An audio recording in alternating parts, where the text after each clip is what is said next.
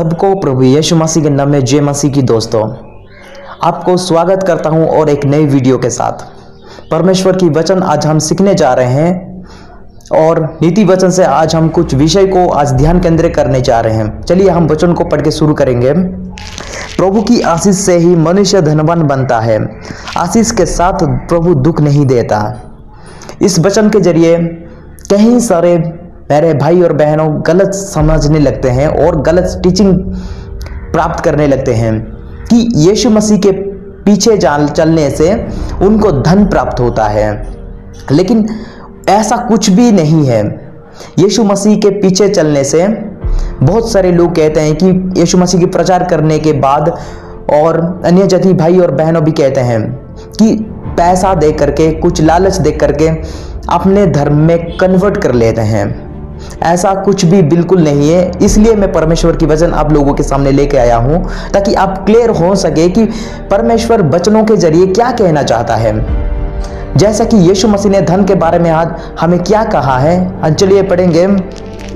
तब यीशु ने अपने शिष्यों से कहा, मैं तुम लोगों से सच कहता हूँ, धनवान के लिए स्वर्ग के राज्य में प्रवेश करना कठिन है। मैं तुमसे फिर कहता हूँ कि परमेश्वर के राज्य में धनवान के प्रवेश करने की अपेक्षा सुई के छेद से होकर ऊंट का निकलना अधिक सरल है।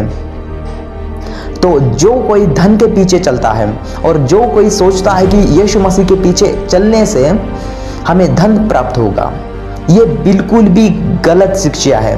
क्योंकि यीशु मसीह मेरे पीछे होने से मैं आप लोगों को धन प्राप्त करूंगा, ऐसा बिल्कुल भी नहीं कहा है। लेकिन यीशु मसीह हमें उद्धार और परित्राण देने की वादा किया है और अनंत जीवन देने की वादा किया है। यह बिल्कुल सच है।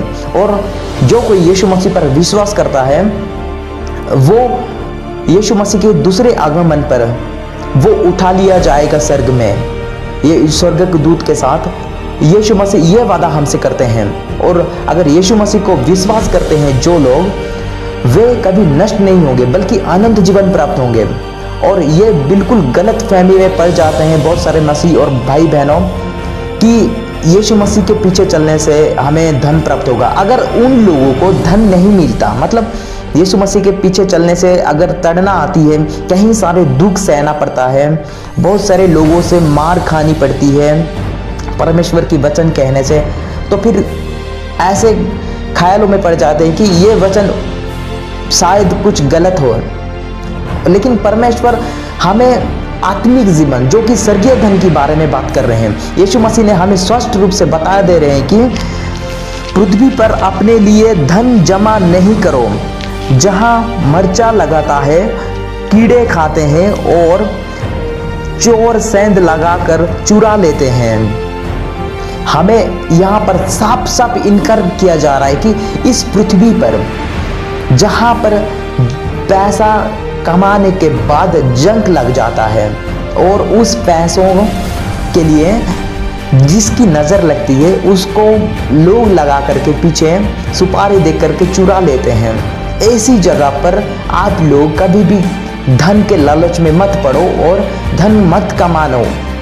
ऐसा नहीं कि हम काम करना छोड़ दें और धन के पीछे चलना छोड़ दें, ऐसा बिल्कुल भी नहीं है। लेकिन परमेश्वर साफ कहते हैं कि दो व्यक्ति, अगर एक व्यक्ति किसी दो जन की दास नहीं बन सकता, परमेश्वर की वचन में लिखा गया है।